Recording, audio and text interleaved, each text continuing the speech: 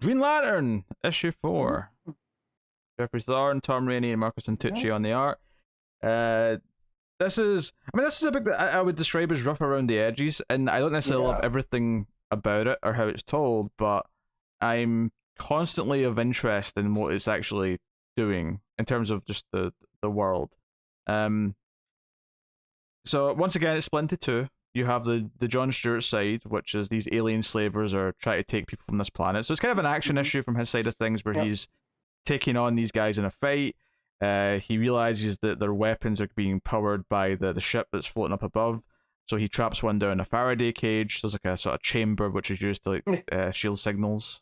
Yeah, Yeah. I love that he goes, on Earth we call it a Faraday cage, but on was it Sergilon? Hmm. It's a trap.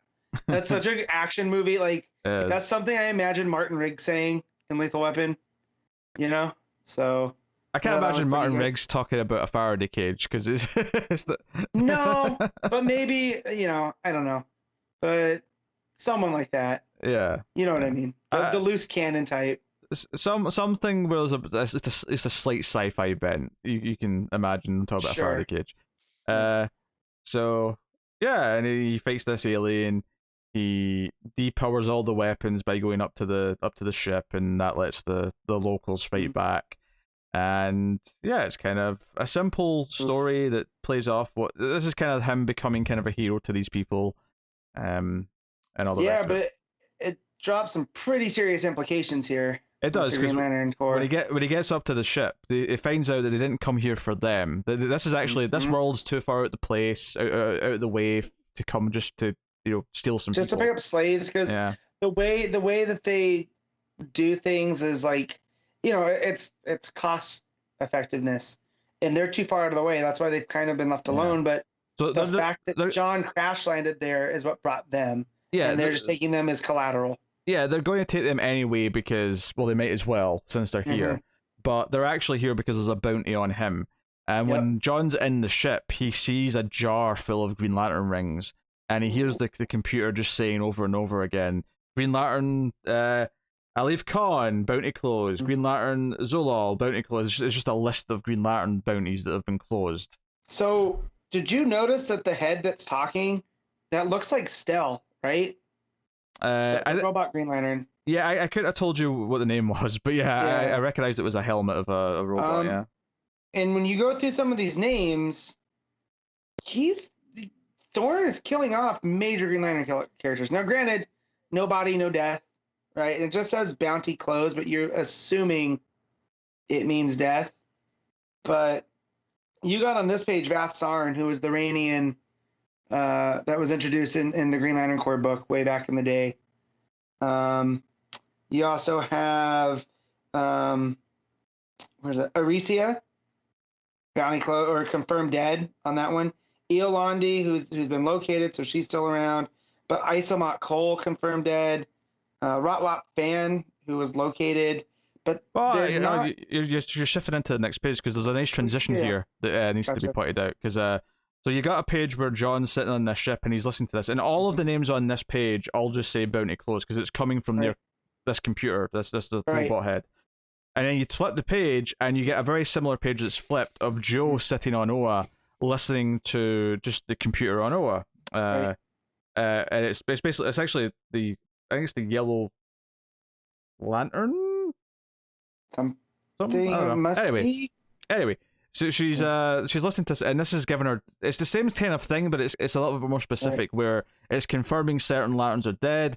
It brings up Kyle and Guy, and just says they're missing. I think yeah. So it's this nice transition between the two stories, which then pushes out of this, and we see that when the power battery went, all of the cells in the prison area all opened up, but they've managed to get about 70% of them and keep them contained. All the biggest and nastiest ones are there, but about 30% have gotten out. So that might lead to some little stories. I like that. Even though everything was kind of powered by the central battery, the Guardians were smart enough that they kept the big bads on their own power system, which that was a fun wrinkle. Also, I didn't notice this till looking back through. Joe's suit isn't made by the Ring. she puts it back on, Yeah. which I think is an interesting tweak on her ring too. And what's interesting as well is that she kind of makes Kelly also put on like more of a an actual Green Lantern top. Uniform. Yeah. And she kind of complains about it a little bit, and she wants to go and be with Simon, but Simon's the one doing all this, prisoner cleanup detail. Yeah. And she's like, "No, you're coming with me. We're going to go check out some stuff. We're going to try," because the Guardians are in pain. The Guardians are like going through this weird existential pain that they're living through, and they're not really sure what it is. It's connected to the power battery going. They might already be dying, if not dead already. It's all very mysterious and all the rest of it. But they're looking into, okay, so who could have done this? Like this is not an accident. This is not something, because what they talk about is that it didn't actually explode. It looks like an explosion. That's the effect of what happened, but it was actually more like it got dismantled on a molecular level. So someone did this. This took some major chops and power to pull this off, and they sort of run down like, so who's even big enough? Who could do this? And they list a few suspects, and the last one they come to is, well, Sinestro and the Yellow Lanterns could theoretically pull this off, like, but why would they, kind of thing. So yeah, so this is going on. As this is all happening though, something weird's happening where as Kelly's talking to Joe, more and more of it's not being translated, and the ring's saying no, everything's fine, the translator's working, there's nothing wrong, right? But more and more what Kelly's saying is just turning into Spanish, and it's all Spanish. Yeah. And it kind of ends with her just speaking in Spanish, and it's when she hears them talking about Sinestro and that she says a bunch of things. It's not translated, but you do hear part of it. Just the name of the where is it? Is it the planet she says? I can't remember. She says something that you can sort of tell that she's planning on going to take on Sinestro on her own. Yeah. And she flies off. Kid. And, like, I think it's the other one who's like, hey, I think she's going off to take on Sinestro. And she's like, yeah, no kidding.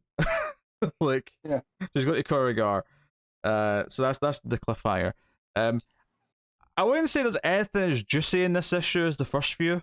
This one was very much a middle issue, but I think it worked fine enough, and I think I'm interested again, I'm still more interested in the Joe and Kelly stuff than I am the John stuff. But on that last moment where just that whole exchange where she goes, the Child Lantern is upset, and that's where Joe's like, no shit. Her medical report said she is suffering from post-traumatic stress. No shit. She's on her way to New Corrigar. And just the expression here, no shit. Just like that's a very well done cinematic moment. Yeah. Here, character development. But yeah, the stuff on Oa, or new Oa and all that stuff, way more. But I did like John finding out on his side about this stuff, and it really makes it feel like he's kind of marooned. So it kind of feels like one of those old stories where the soldier kind of gets the locals together to fight off. I think what it's doing is it's making you long for them all to team up again, because he is stranded, and all the other Lanterns are stranded, but he's the one we're getting an example of. We're getting his story. And the last one hinted at something's going on with Hal. Hal's like deep into something. Yeah. So like all of our Lanterns that we're used to, right? They're all scattered and we don't know really what's going on. So it forces us to, not forces us, because Joe's a great character, but it makes you, follow her story, which is actually kind of smart. And it doesn't feel like editorials like, oh, we have to put Joe in this book now. It actually feels right that like her and Kelly's rings both come from different sources. So of course they would be unaffected. It's like that episode it's like that episode of Power Rangers where all the Power Rangers coins get taken away, but Tommy's left because Tommy's ring or Tommy's coin. Sorry, I keep saying ring. Tommy's coin is different. There you go. So I'll compare back to that. Because there's a flashback at the start of the issue actually. Like John, as he's passed out, is thinking about back when Hal was Parallax, all that stuff. Because this confused me for a second. Because I was like, wait, what's going on? Why did this happen? I was like, it's a flashback. It's a flashback. This is during Emerald Twilight. Yeah. Where Hal's given into Parallax, and that John was a Guardian. I forgot about this. Yeah. I think this is maybe like him remembering the last time that he remembers the system completely breaking down and that everything was so topsy-turvy. I think that's kind of the point of it. But yeah. Well, and that's when Hal went and was taking out members of the Green Lantern Corps, like So that was the last time, and then we had Kyle as the Torchbearer and only Green Lantern for a long time, and this feels very kind of similar to that era, even though we have these Green Lanterns sprinkled around. So yeah, no, yeah.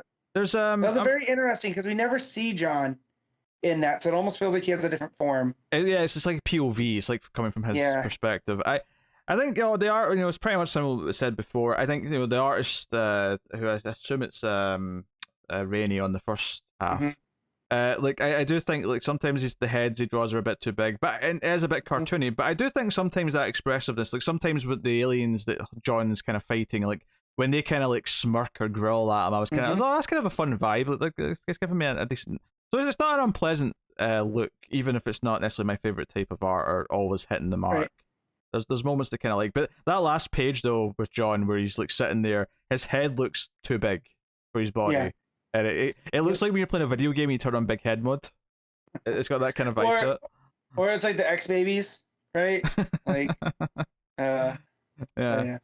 But no, it's a really good issue, and again, the Kelly and Joe stuff at the end really picked up the rest of it. It's like a solid book, I think, for me so far, and that it's not perfect, and it's definitely not in that upper tier where we're talking about like some of the books right now that are really firing on all cylinders and are kind of like like we're just going to be talking about Swamp Thing soon, like that Swamp Thing's in that kind of category.